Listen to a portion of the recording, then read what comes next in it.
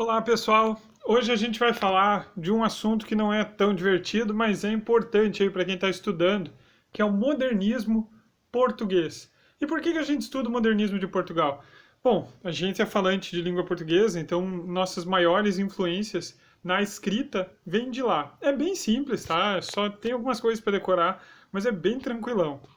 Olha só, primeira coisa que a gente tem que entender sempre em qualquer conteúdo que a gente estuda é o contexto histórico, principalmente quando se refere à literatura. Todo o nosso estudo de literatura, ele é um reflexo de acontecimentos históricos. Então, quais são os principais acontecimentos e relacionados à história portuguesa no final do século XIX, início do século XX? Então tem todo o contexto mundial, que são as revoluções industriais, a Revolução Francesa, que mudaram o mundo, só que a gente tem que entender também o contexto de Portugal. Primeiro, eles vivem uma crise na monarquia muito grande, eles estão pedindo para acabar com o absolutismo, eles vão conseguir, né, no final do século XIX, ali, início do século XX, mas isso, eu gostaria que vocês pensassem no debate que isso traz para a população, né? São pessoas favoráveis ao governo, debatendo com pessoas contrárias ao governo. É uma situação relativamente comum, né, que a gente vê em países. Isso vai influenciar a arte. Sempre. Mudanças de governo sempre influenciam a arte. Segundo fato é o ultimato inglês, que é uma treta que Portugal tem com a Inglaterra por causa das colônias na África. Eu não vou perder muito tempo explicando aqui, porque até mesmo não é minha área, é mais relacionado à história, mas para vocês saberem que esse ultimato inglês fez com que Portugal perdesse algumas colônias e, consequentemente, entrasse numa crise econômica ali, né? Porque você acaba perdendo alguns fatores econômicos e isso causa descontentamento no povo. Então, deem uma olhada nesses três principais contextos históricos e imaginem como que fica a população. Debate de mesa de boteco mesmo, debate de conversa de Facebook, WhatsApp, é nisso aí. Eu sei que não tinha nessa época esses dois, mas vocês entendem, né? É mais ou menos uma situação análoga ao que a gente vive no Brasil em período de eleição. E diferente de você apoia tal candidato ou não, se você vai votar, você vê que há um debate muito grande na sociedade acerca dos aspectos políticos e econômicos. Então, esses três são os principais contextos para o movimento modernista de Portugal. Além disso, Portugal se escora numa palavra que é só eles que têm, que é a saudade. Essa palavra realmente só existe na língua portuguesa, tem algumas variações em outros idiomas, mas igual à língua portuguesa, nenhuma tem. Então eles vêm para valorizar a saudade, e que é esse resgate da cultura local e essa exaltação do país Portugal. É a saudade. Eles trazem de volta o mito do Sebastião, né, com Dom Sebastião, que é o sebastianismo, que foi um rei português que sumiu no meio de uma batalha no século XVII. E pensa assim, cara, um rei quando some é diferente de um rei quando morre, porque a gente não tem como colocar nenhuma outra pessoa no lugar, porque ele simplesmente desapareceu, a gente não sabe se ele vai voltar para o trono ou não, porque se ele tivesse morto, a gente já podia colocar o próximo na linha sucessória, mas com o rei desaparecido, o reino português fica meio bagunçado. E durante aquele período em que ele estava sumido, criou-se o mito de que ele ia voltar, ia retomar o trono e ia reunificar Portugal, porque entrou em caos. Então agora, 300 anos depois, a galera de novo trouxe de volta esse mito do Dom Sebastião. É claro que eles sabem que é um mito, mas Sebastião vai voltar e tal. Então a gente vai ter no modernismo português muito desse sebastianismo presente. Dentro desse modernismo, existe um grupo de artistas, poetas que vão se reunir e vão se autodenominar Grupo de Orfeu. Pensem no Orfeu como deus da poesia, por isso que eles escolhem esse nome. São poetas que se reúnem com o propósito de serem poetas modernos. E é aqui que tem as partes para decorarem.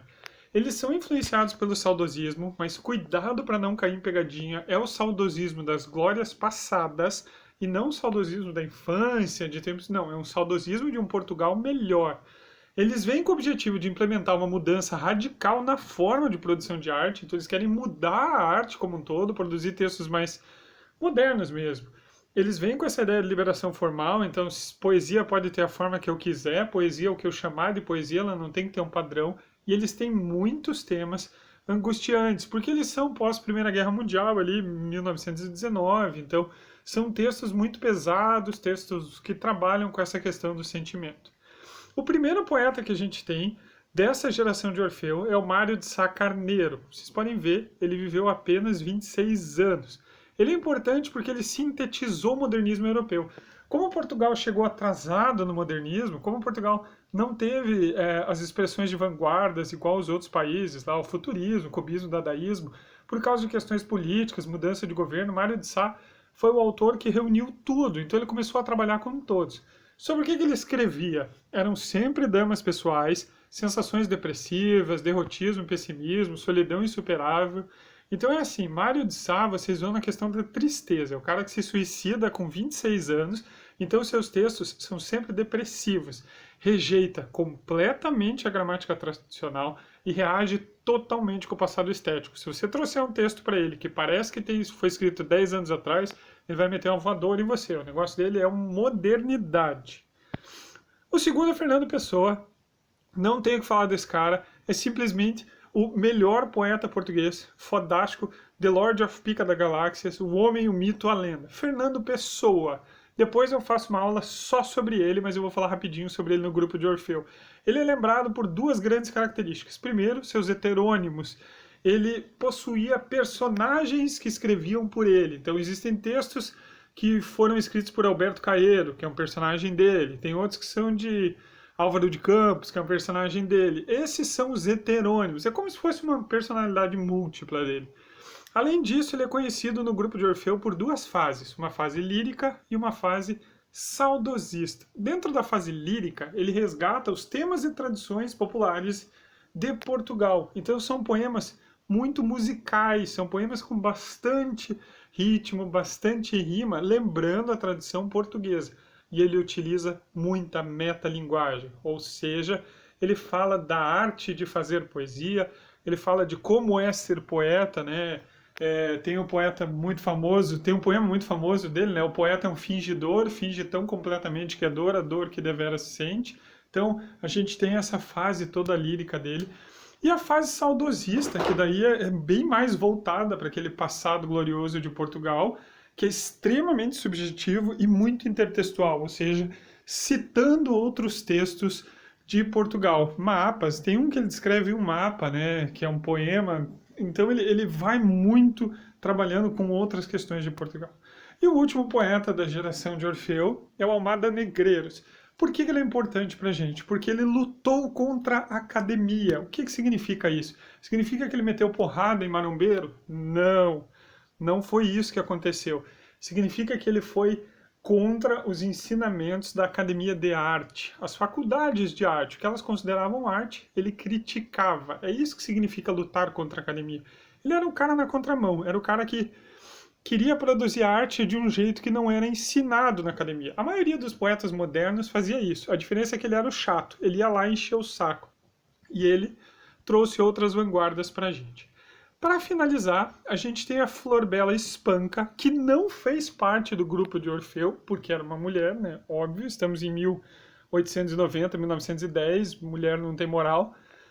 Mas é uma excelente poetisa moderna portuguesa. Ela sofre muito preconceito em sua obra, principalmente por causa das poesias com tons eróticos, que eram diários íntimos e de amor não correspondido. Vocês precisam se colocar no período. É uma mulher escrevendo poemas eróticos, falando de homens com quem ela se deitou. Isso ia gerar um preconceito muito grande. Se hoje, no século XXI, a gente tem esse problema, no século XX, no início do século XX, era pior. Ela vai se suicidar por conta de toda essa pressão e ela acaba deixando o trabalho dela aí. Beleza, ela não faz parte do grupo de Orfeu, né? Ela não foi convidada pelos outros poetas para fazer parte da revista do Orfeu, do Orfismo, mas ela é modernista português e está inserida dentro do mesmo período. Beleza, meus queridos, no mais eu deixo vocês para estudar e a gente se vê quando as aulas voltarem. Abração!